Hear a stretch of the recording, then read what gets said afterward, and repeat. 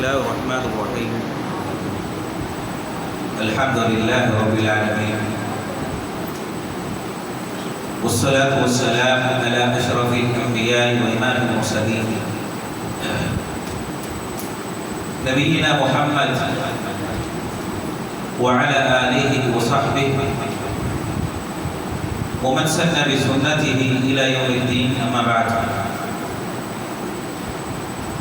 برادران اسلام، پیارے رسول صلی اللہ علیہ وسلم کے حقوق ہم امتیوں پر کیا عائد ہوتے ہیں، کچھ حقوق کا تذکرہ کل کیا گیا تھا. پیارے رسول صلی اللہ علیہ وسلم پر ایمان لانا، آپ کی تصدیق کرنا اور آپ کی اطاعت اور اتباع کرنا اور آپ صلی اللہ علیہ وسلم سے محبت کرنا، یہ کچھ حقوق کل آپ کے سامنے بیان کیے گئے. انہی حقوق میں سے جو نبی صلی اللہ علیہ وسلم کے امتیوں پر عائد ہوتے ہیں، واجب ہوتے ہیں.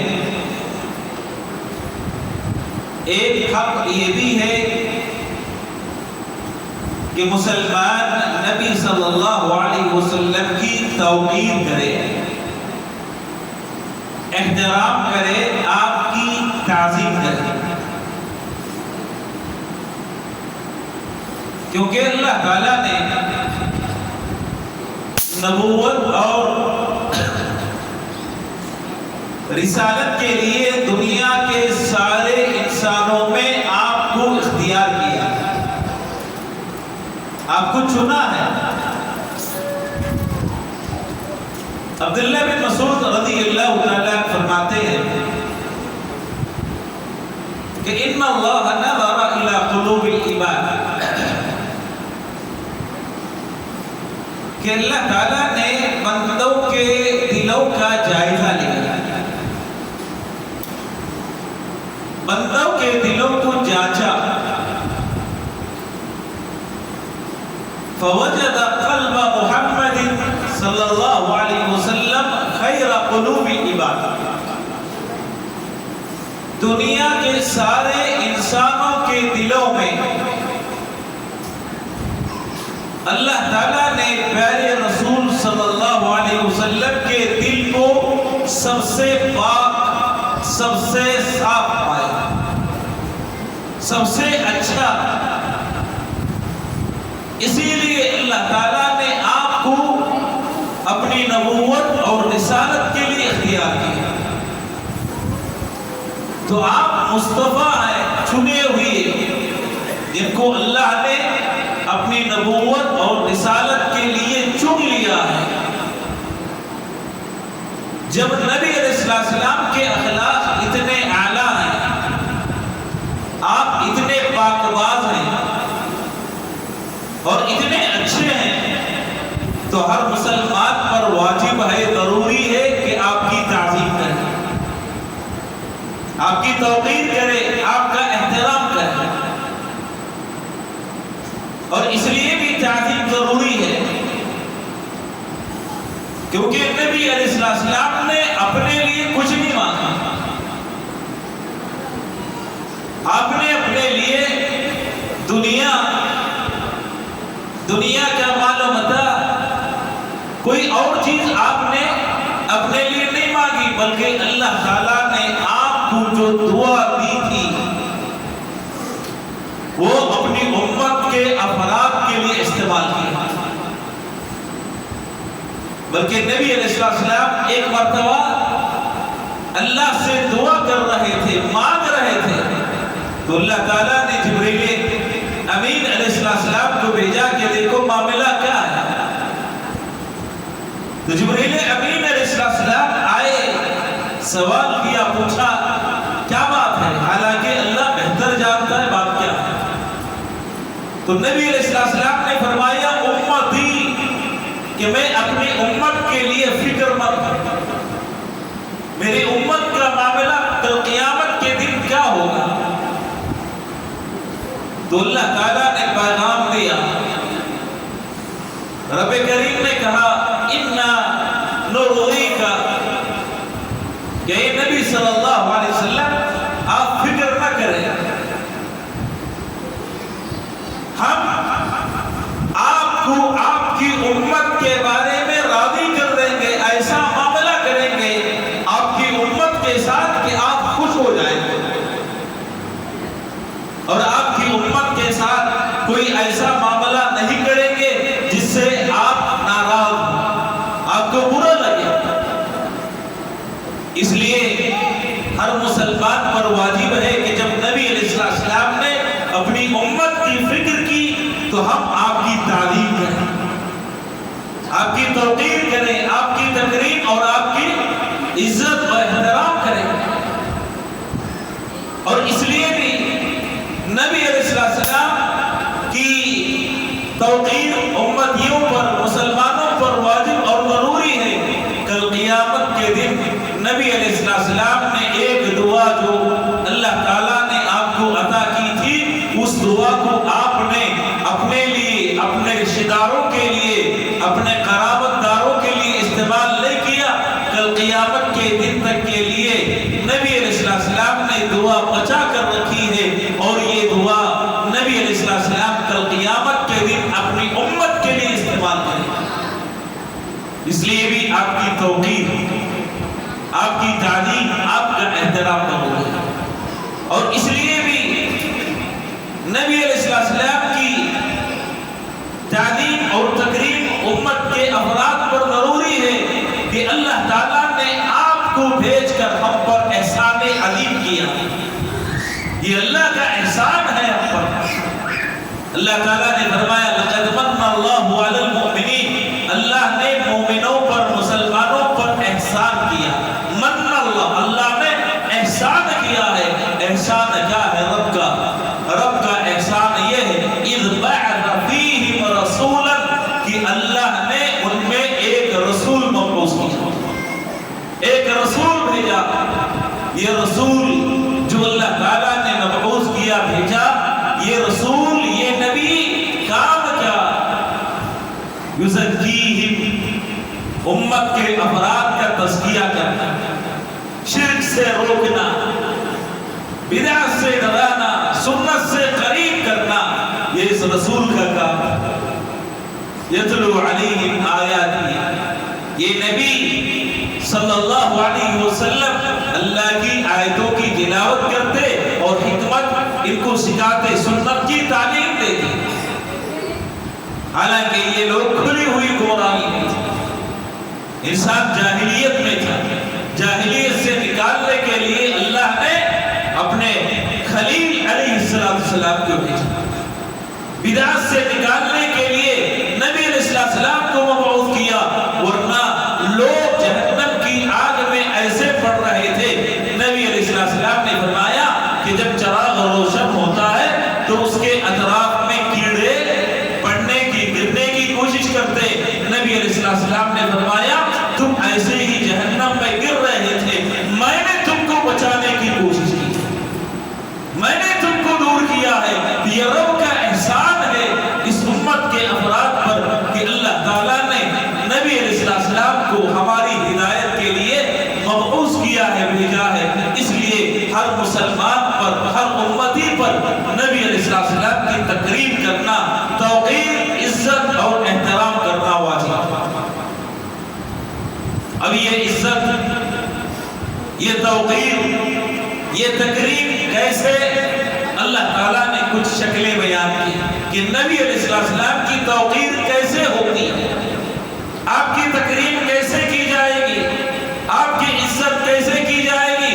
اللہ تعالیٰ نے فرمایا لا تجعلوا دعاء الرسول بینکم کدعاء بعضکم بعضا، کہ تم نبی علیہ السلام کو ایسے نہ پکارو جیسے تم میں کے بعض کو پکارتے ہیں۔ بعض کو اپنے نام سے پکارتا ہے، نام سے یاد کرتا ہے، تم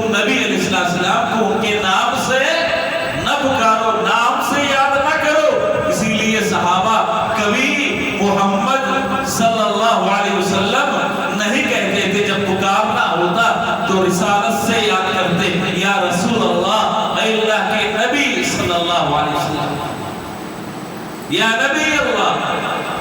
اللہ تعالیٰ نے منع کر دیا کہ کوئی آدمی نبی علیہ السلام کو ان کے نام سے نہ پکارے، ان کے نام سے یاد نہ کرے، بلکہ جب بھی پکارنا ہے، بلانا ہے تو رسالت کے حوالے سے، نبوت کے حوالے سے نبی علیہ السلام کو ندا دے، پکارے۔ لا تجعلوا دعاء الرسول بینکم کدعاء بعضکم بعضا، کہ تم آپس میں ایک دوسرے کو جیسے پکارتے ہو، جیسے بلاتے ہو، ویسے نبی صلی اللہ علیہ وسلم کو نہ پکارو، یاد نہ کرو۔ اور تعلیم میں یہ بھی داخل ہے، اللہ تعالیٰ نے فرمایا لا ترفعوا اصواتکم فوق صوت النبی ولا تجهروا له بالقول كجهر بعضكم لبعض ان تحبط اعمالكم وانتم لا تشعرون۔ لا ترفعوا اصواتکم، اپنی آوازوں کو نبی کی آواز پر بلند نہ کرو، نبی کی آواز پر اونچی نہ کرو، اپنی آواز کو نبی کی آواز پر بلند اور اونچی نہ کرو، اور نبی علیہ السلام کے سامنے ایسے اونچی آواز میں بات نہ کرو جیسے تم اوروں کے پاس اونچی آواز میں بات کرتے ہو، اوروں کے پاس جیسے اونچی آواز میں بات کرتے ہو ویسے بات نہ کرو۔ نبی علیہ السلام مسجد میں تھے، بنو تمیم کا ایک وفد آیا ہوا تھا،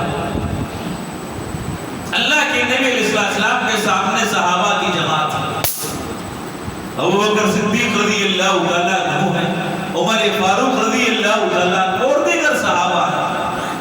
مسئلہ پیش آیا کہ بنو تمیم میں کس کو رئیس بنایا جائے، کس کو سرداری دی جائے، تو عمر فاروق رضی اللہ تعالیٰ عنہ نے اقرا ابن حابس رضی اللہ تعالیٰ عنہ کا نام پیش کیا کہ یا رسول اللہ ان کو آپ امیر بنائیں، ان کو آپ رئیس بنائیں۔ ابو بکر صدیق رضی اللہ تعالیٰ عنہ نے ایک اور نام پیش کیا، عمر فاروق رضی اللہ تعالیٰ عنہ نے اپنا مشورہ دیا، نام پیش کیا، ابو بکر صدیق رضی اللہ تعالیٰ عنہ نے ایک اور نام پیش کیا۔ جب دونوں الگ الگ نام پیش کرنے لگے تو ابو بکر نے کہا کہ عمر لگتا ہے تم میری مخالفت میں، صرف میری مخالفت میں تم نے نام پیش کیا ہے، میری مخالفت کرنا مقصود ہے۔ آوازیں بلند ہو گئی، دونوں آپس میں بات کرنے لگے، بات کرتے ہوئے آواز بلند ہو گئی تو اللہ تعالیٰ نے قرآن مجید کی آیت کریمہ نازل فرمائی لا ترفعوا اصواتکم فوق صوت النبی، نبی کی آواز پر اپنی آواز کو بلند نہ کرو، اونچی نہ کرو۔ جب یہ آیت کریمہ نازل ہوئی اتری، عمر فاروق رضی اللہ تعالیٰ جب کبھی نبی علیہ السلام سے گفتگو کرتے، بات کرتے، آواز اتنی دھیمی کہ تابعین فرماتے ہیں، وہ کہتے ہیں کہ نبی علیہ السلام کو پوچھنا پڑتا دوبارہ سہبارہ کہ عمر تم نے کیا کہا، جیسے آدمی سرگوشی کرتا ہے، سرگوشی کے انداز میں گفتگو ہوتی، کہیں نبی علیہ السلام کے سامنے آواز اونچی نہ ہو جائے، بلند نہ ہو جائے، اس ڈر سے اتنی آہستہ بات کرتے کہ نبی علیہ السلام کو پوچھنا پڑتا، استفسار کرنا پڑتا اور بس اوقات کہنا پڑتا کہ عمر ذرا اپنی آواز کو بلند کر، اونچی آواز میں گفتگو کرو۔ یہ آیت کریمہ نازل ہوئی لا ترفعوا اصواتکم فوق صوت النبی ولا تجهروا له بالقول كجهر بعضكم لبعض ان تحبط اعمالكم وانتم لا تشعرون۔ آیت بڑی شریف، اے مومنو، اے مسلمانو، اپنی آواز کو نبی کی آواز پر اونچی نہ کرو، اور جیسے اوروں کے ساتھ اونچی آواز میں بات کرتے ہو ویسے آواز اپنی اونچی نہ کرو۔ کیوں؟ اگر تم نے ایسا کیا ان تحبط اعمالکم، اللہ تمہاری نیکیاں ضائع ضائع کر دے گا. ان تحبط اعمالکم، اللہ تمہارے اعمال برباد کر دے گا. وانتم لا تشعرون، حالانکہ تمہیں خبر بھی نہیں ہوگی کہ اعمال ضائع ہو چکے، اعمال برباد ہو چکے، اعمال ضائع ہو سکتے ہیں. نبی صلی اللہ علیہ وسلم پر آواز اونچی کرنے سے ثابت ابن قیس بن شماس رضی اللہ تعالی عنہ، بڑے صحابی، نبی علیہ السلام کے خطیب، اللہ کے نبی علیہ السلام کو جب کبھی کسی کے سامنے خطبہ دینے کی حاجت پیش آتی تو آپ ثابت بن قیس بن شماس رضی اللہ تعالیٰ عنہ کو استعمال کرتے، اس لیے کہ بلند آواز والے تھے، اونچی آواز آپ کی تھی. یہ آیت کریمہ نازل ہوئی کہ اپنی آواز کو نبی کی آواز پر اونچی نہ کرو. اپنے گھر میں بیٹھ گئے، رونے لگے کہ میں آپ صلی اللہ علیہ وسلم کی موجودگی میں بسا اوقات اونچی آواز میں خطبہ دیتا ہوں، کہیں میرے اعمال برباد نہ ہو گئے، ضائع نہ ہو گئے، بیکار نہ چلے گئے. گھر میں بیٹھ گئے، نکلنا بند ہو گیا. نبی علیہ السلام نے کئی دنوں تک ان کو ناپا کر سوال کیا، ما بال ثابت، کہ ثابت ابن قیس بن شماس نظر نہیں آ رہے ہیں، کیا بات ہے؟ کوئی حادثہ ان کے ساتھ پیش آ گیا؟ سعد رضی اللہ تعالیٰ عنہ نے فرمایا کہ یا رسول اللہ، میں ان کی خبر لے کے آتا ہوں، ان کے ساتھ معاملہ کیا ہوا ہے. گئے درگھر پہ تو دیکھا کہ ثابت ابن قیس ابن شماس جب سے آیت نازل ہوئی ہے اس کے بعد خوف سے، ڈر سے رونے لگے. پوچھا آپ کیا ہے؟ ثابت ابن قیس بن شماس رضی اللہ تعالیٰ عنہ نے فرمایا، کہا تم جانتے ہو کہ میں بلند آواز والا ہوں، میری آواز اونچی ہے، اور اللہ نے یہ آیت نازل فرمائی ہے، مجھے ڈر ہے کہ کہیں میرے اعمال ضائع ہو کر میں جہنمی نہ بن جاؤں، جہنم میں داخل نہ ہو جاؤں. نبی علیہ السلام کے پاس آئے صحابی، ثابت کے بارے میں بتا دیا، کہا کہ یا رسول اللہ، ان کی آواز اونچی ہے، آپ کے سامنے آتی ہے، آواز بلند ہونے کی وجہ سے ان کو خوف ہے، ڈر ہے کہ کہیں ان کے اعمال ضائع نہ ہو جائے اور جہنم میں نہ چلے جائیں. نبی علیہ السلام نے فرمایا، جاؤ انہیں بتا دو کہ وہ جہنمی نہیں بلکہ وہ جنتی ہے، وہ تو خطیب ہے، میں نے انہیں چنا ہے خطبہ دینے کے لیے، میں نے انہیں مقرر کیا ہے، تم جاؤ بتا دو کہ وہ جہنمی نہیں بلکہ من اہل الجنہ، وہ جنتی ہیں. اللہ تعالیٰ نے نبی علیہ السلام نے ان کو جنت کی بشارت دی. میرے دوستو، اگر نبی کی آواز پر اپنی آواز بلند کرنا جائز نہیں ہے، یہ صرف آپ کی زندگی میں نہیں بلکہ آپ کی وفات کے بعد، آپ کی وفات کے بعد، آپ کی قبر کے پاس جب انسان زیارت کرتا ہے، زیارت کرتے ہوئے آواز بلند نہیں ہونی چاہیے، اونچی نہیں ہونی چاہیے. عمر فاروق رضی اللہ تعالیٰ عنہ نے ایک صحابی سے مسجد نبوی میں کہا کہ وہ دو آدمی بیٹھے ہوئے مسجد نبوی، ان کو میرے پاس لے آؤ. گئے، ان کو لے آئے.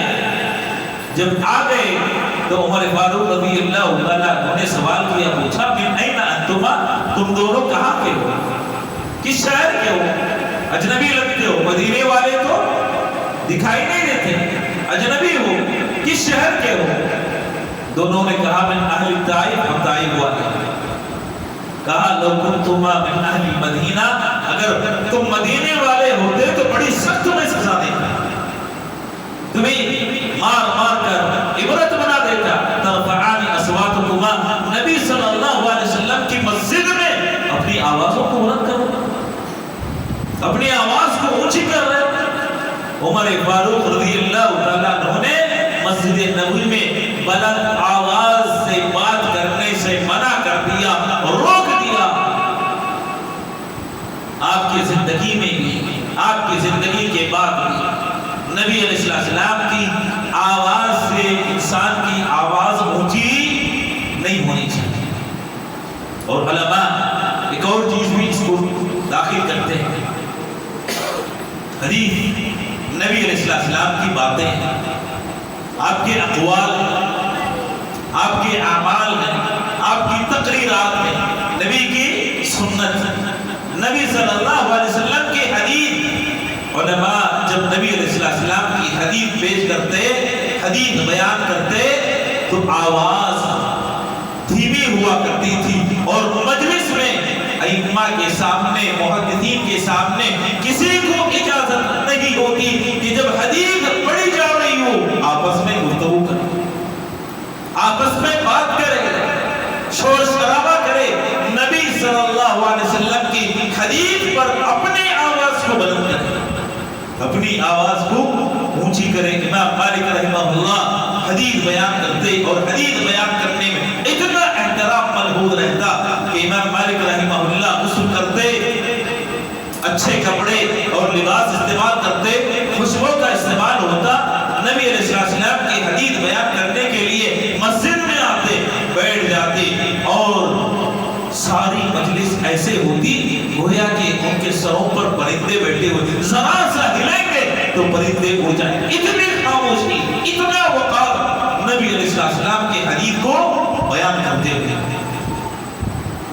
اور اس میں یہ بھی شامل ہے، یہ بھی داخل ہے کہ جب نبی علیہ السلام کی حدیث آ جائے، آپ کی سنت پیش کر دی جائے، جب آپ کی سنت آتی ہے، اپنی رائے، اپنی عقل یا اپنے بزرگوں کے اقوال نبی علیہ السلام کی سنت میں پیش کرنا گویا کہ اپنی آواز کو نبی کی آواز پر اونچی کرنا، نبی کی آواز کو بلند کرنا. امام شافعی رحمہ اللہ کے پاس ایک آدمی آیا، ایک مسئلہ پوچھنے کے لیے، سوال کرنے کے لیے. امام شافعی رحمہ اللہ نے حدیث بیان کر دی، حدیث ذکر کر دی کہ یہ پیارے رسول صلی اللہ علیہ وسلم کی حدیث، آپ کی سنت ہے. تو سوال کرنے والے نے امام شافعی رحمہ اللہ سے حدیث سننے کے بعد پوچھا، اتقول بہذا یا ابا عبداللہ، اے ابو عبداللہ، کیا تم بھی اس کو مانتے ہو؟ آپ کی رائے کیا ہے؟ آپ کیا کہتے ہو؟ امام شافعی رحمہ اللہ کا چہرہ غصے سے سرخ ہو گیا، غصے سے لال ہو گیا. اس کے بعد کہنے لگے، ارأیت علی سلطانا، ارأیتنی خرجت من الکنیسہ. کہ یہ سوال کرنے والے شخص، تم نے مجھے کیا سمجھ رکھا ہے؟ کیا مجوسی جس طرح اپنے بدن پر دھاگا باندھتے ہیں، کیا میرے بدن پر تمہیں دھاگا دکھائی دے رہا ہے؟ یا تم نے مجھے چرچ سے کبھی نکلتے ہوئے دیکھا ہے؟ یہ ان کا شیوا ہے، چرچ سے نکلنے والوں کا، یہ مجوسیوں کا شیوا ہے کہ اپنے انبیاء کے مقابل میں اپنے بڑوں کی باتوں کو وہ ترجیح دیا کرتے تھے. ان کا شیوا ہے. میں تو مسلمان ہوں، اگر میں نبی کی بات آنے کے بعد اس کو نہ مانو، تم سمجھ لو کہ میری عقل رخصت ہو چکی ہے، میں پاگل ہو چکا اور میں اسلام سے نکل چکا. اگر نبی کی بات آنے کے بعد اس کو نہ مانو، اس کو تسلیم نہ کرو، تو میں کیسا مسلمان ہو سکتا ہوں؟ بلکہ امام شافعی رحمہ اللہ نے یہاں تک بیان کیا، فرمایا کہ نبی کی سنت آ جانے کے بعد کسی بھی مسلمان کے لیے جائز نہیں کہ کسی اور کی بات کی وجہ سے نبی کی سنت کے مخالفت کرے. میرے دوستو، اس آیت پر آپ غور کریں، لا ترفعوا اصواتکم فوق صوت النبی. نبی صلی اللہ علیہ وسلم کی آواز پر اپنی آوازوں کو اونچی نہ کرو، نبی کے اقوال پر اپنے اقوال کو بلند نہ کرو، نبی کی سنتوں پر کسی اور کی سنت کو ترجیح نہ دو. اگر ایسا کیا تو رب نے فرمایا ان تحبط اعمالکم وانتم لا تشکرون. ہو سکتا ہے اللہ تمہارے اعمال برباد کر دے اس حال میں کہ تمہیں محسوس بھی نہ ہو کہ ہمارے اعمال برباد ہو چکے ہیں، ضائع ہو چکے ہیں. صحابہ نبی صلی اللہ علیہ وسلم کی تعظیم کیا کرتے تھے، آپ کی شخصیت کی، آپ کی ذات کی اور تعظیم اتنی شدید کہ کوئی بادشاہ کے چاہنے والے شاید بادشاہ کی اتنی تعظیم نہ کرے، کسی رئیس کے قریبی شاید رئیس کی اتنی عزت اور تقریب نہ کریں۔ صحابہ نبی علیہ السلام کی اتنی توقیر، اتنا احترام، اتنی عزت کیا کرتے تھے۔ عمرو بن عاص رضی اللہ تعالیٰ فرماتے ہیں، کہتے ہیں کہ سب سے زیادہ محبوب میرے پاس اگر کوئی ذات تھی، کوئی شخصیت تھی، تو وہ پیارے رسول صلی اللہ علیہ وسلم سب سے زیادہ، ان کو میں سب سے زیادہ چاہتا تھا، محبت کرتا تھا، نبی علیہ السلام کی شخصیت۔ لیکن اس کے باوجود اگر کوئی مجھ سے سوال کرے، پوچھے کہ نبی علیہ السلام کی صفت بیان کرو، آپ کا چہرہ کیسے تھا، تو شاید میں بیان نہ کر پاؤں۔ کیوں؟ ہیبت کی وجہ سے، اجلال کی وجہ سے، تعظیم کی وجہ سے کبھی میں اپنی آنکھ پر آپ کے چہرے پر نظر نہیں دوڑا سکتا تھا، دیکھ نہیں سکتا تھا۔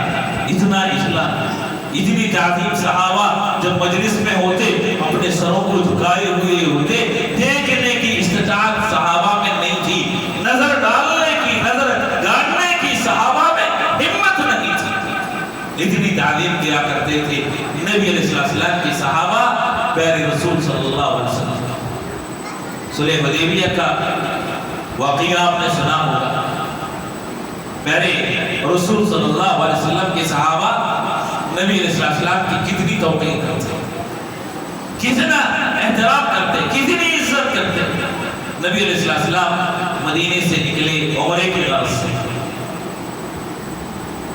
مقصد عمرہ کرنا تھا، اور ساتھ میں تلواریں تھیں، اس لیے کہ کہیں کفار مکہ نقصان نہ پہنچا دے۔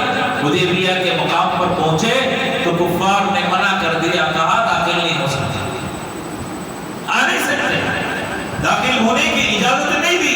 نبی علیہ السلام حدیبیہ کے مقام پر پہنچے، عثمان بن عفان رضی اللہ تعالیٰ عنہ کو بھیجا کہ جاؤ مکے والوں سے بات کرو، گفتگو کرو کہ ہم عمرہ کرنے کے لیے آئے ہیں، مقصد ہمارا لڑائی نہیں، قتال نہیں ہے، قتال کرنے کے لیے، لڑائی کرنے کے لیے ہم نہیں آئے۔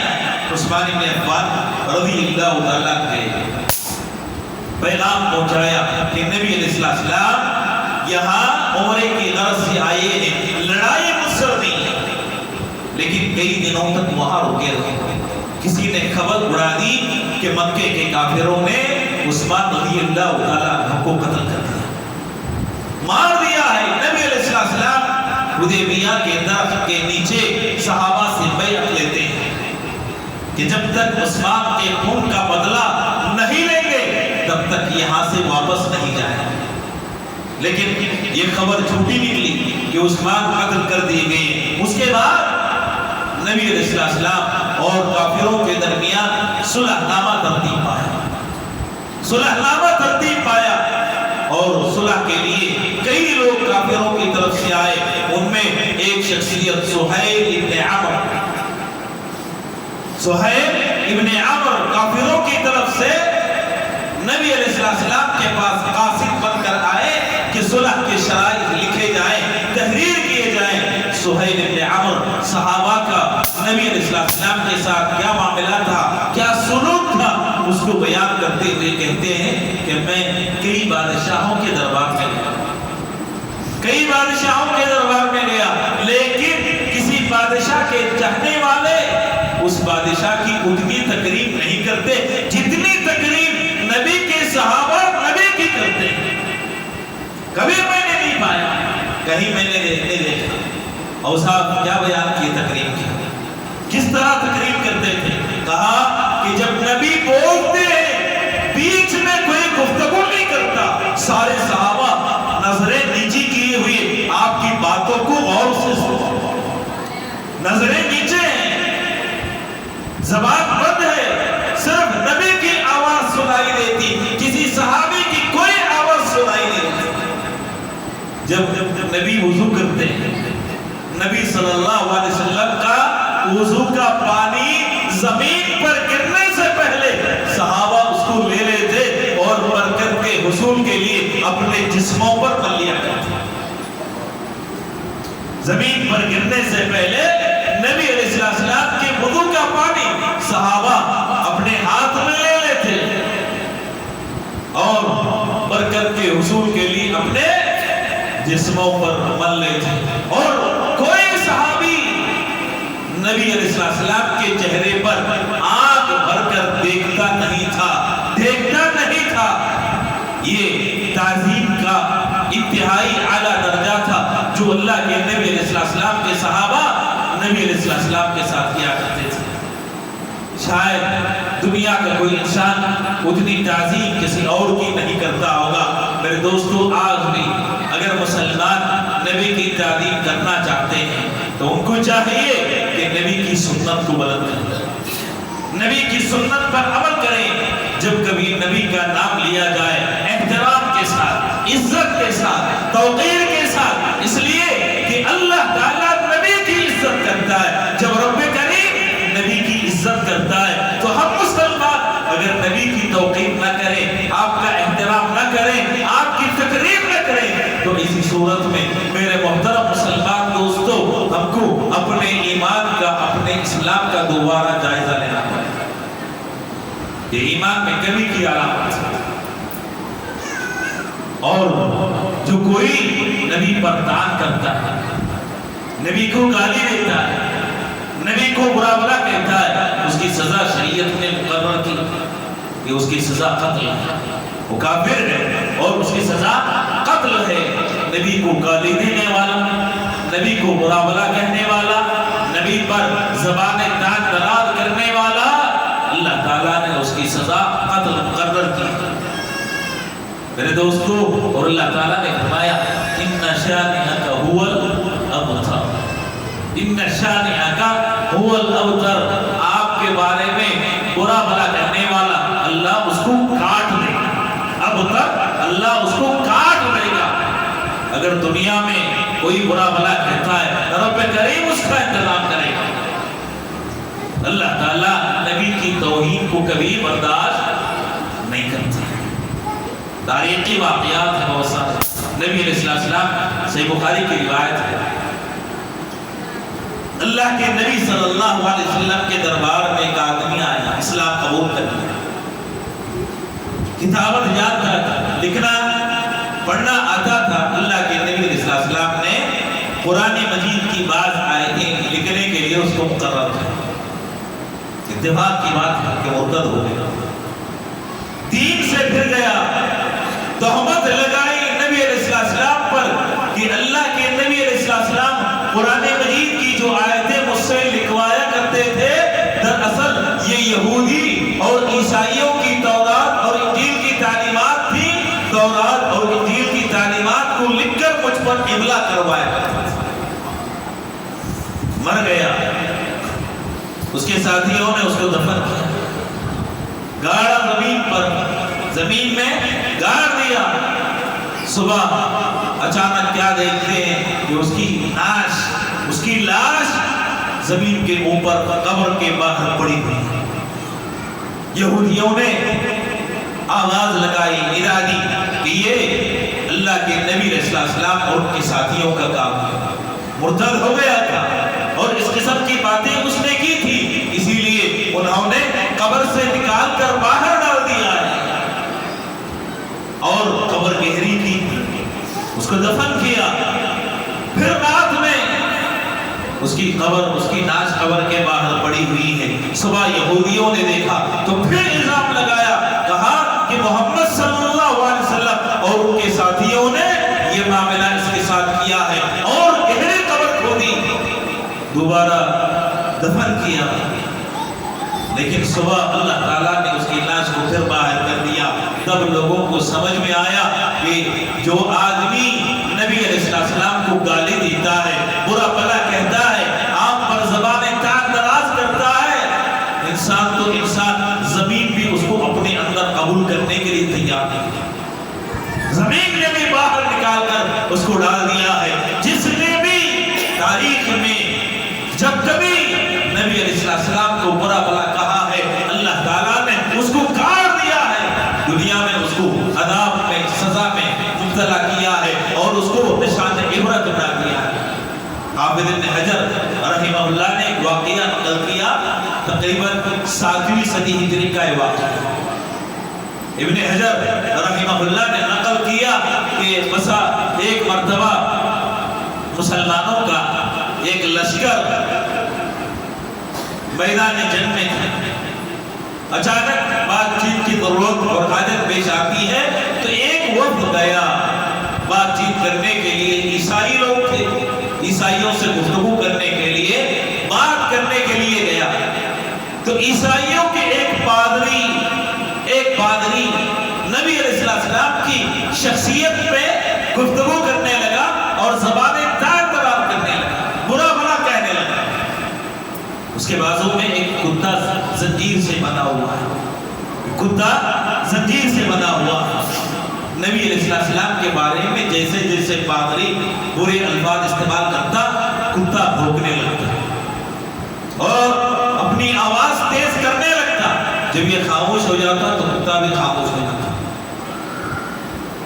جیسے جیسے گفتگو کر رہا ہے، بات چیت کر رہا ہے، کتے کا بھونکنا، چیخنا، چلانا، اچھلنا، کودنا زیادہ ہو رہا ہے۔ اس کے ساتھیوں نے اس کو توجہ دلائی کہ دیکھو جب تم نبی کی شخصیت پر گفتگو کرتے ہو، کتا بھونکنے لگتا ہے، چیخنے اور چلانے لگتا ہے اور زنجیر توڑنے کی کوشش کرنے لگتا ہے، خاموشی اختیار کر لو۔ اس نے اس معاملے کو ہلکا لے لیا اور کہا کہ میرے نبی پر گفتگو کرنے کی وجہ سے کتا نہیں چیخ رہا ہے، بلکہ اس کے چیخنے کی کوئی اور وجہ ہے۔ یہ باز نہیں آیا، نبی علیہ السلام کے شخصیت کو داغدار کرنے کے لیے برابر گفتگو کرتے جا رہا تھا۔ اچانک دیکھنے والوں نے دیکھا کہ کتا زنجیر سے اپنے آپ کو آزاد کرا لیتا ہے اور اس کے حلق کو پکڑ لیتا ہے، اس کے حلق کو پکڑ لیتا ہے۔ اس وقت تک پکڑا رہا جب تک کہ اس کے روح اس کے جسم سے الگ نہیں ہو گئی، جب تک وہ ہلاک اور تباہ برباد نہیں ہو گیا۔ کتے نے اس کو پکڑے رکھا۔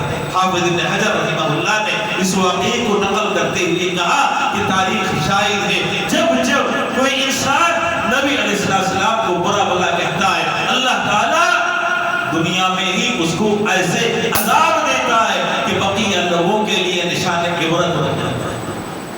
میرے محترم مسلمان دوستو، نبی علیہ السلام کی توقیر، آپ کا احترام، آپ کی تعظیم، آپ کی عزت ہر مسلمان پر واجب ہے، اور اگر کوئی آپ کی شخصیت کو داغدار کرنے کی کوشش کرتا ہے تو اس کا دفاع کرنا بھی ہم مسلمانوں پر واجب ہے، لیکن دفاع شریعت کے تعلیمات کے مطابق ہوگا، ہمارے جذبات کے طریقے سے نہیں۔ شریعت اسلامیہ نے جو حدود بیان کیے، جو قیود بیان کیے، اس کے سامنے رکھتے ہوئے نبی علیہ السلام کی شخصیت کا دفاع کیا جائے گا۔ اسی کو اللہ تعالیٰ نے قرآن مجید میں مسلمانوں کی علامت بیان کیا کہ مومن وہ ہے جو آپ کی توقیر کرتا ہے، آپ کی عزت کرتا ہے، آپ کا احترام کرتا ہے، احترام کے ساتھ آپ کا نام لیتا ہے، اور جب کبھی آپ کا نام آتا ہے تو نبی علیہ السلام پر درود بھیجنے کا اہتمام کرتا ہے۔ تو درود بھیجنا بھی نبی علیہ السلام کے حقوق میں سے ایک عظیم حق ہے۔ انشاءاللہ بقیہ کچھ چیزیں باقی رہ گئی ہیں، کل میں آپ کے سامنے ان چیزوں کو اپنے درس میں واضح کرنے کی کوشش کروں گا۔ رب کریم سے دعا ہے کہ اللہ تعالیٰ تمام مسلمانوں کو نبی علیہ السلام کے جو حقوق ہیں ان کو کما حقہ بجا لانے کی توفیق عطا فرمائے۔ اللہ تعالیٰ نبی سے محبت کرنے، نبی کی تعظیم کرنے اور نبی کی سنت پر عمل کرنے کی توفیق عطا فرمائے۔ اللہ تعالیٰ ان چیزوں کو ہمارے لیے ذخیرہ آخرت بنائے، آخرت میں کامیابی سے ہمکنار فرمائے اور جہنم کے عذاب سے بچائے، آمین۔ وآخر دعوانا الحمدللہ رب العالمین۔ السلام علیکم ورحمۃ اللہ۔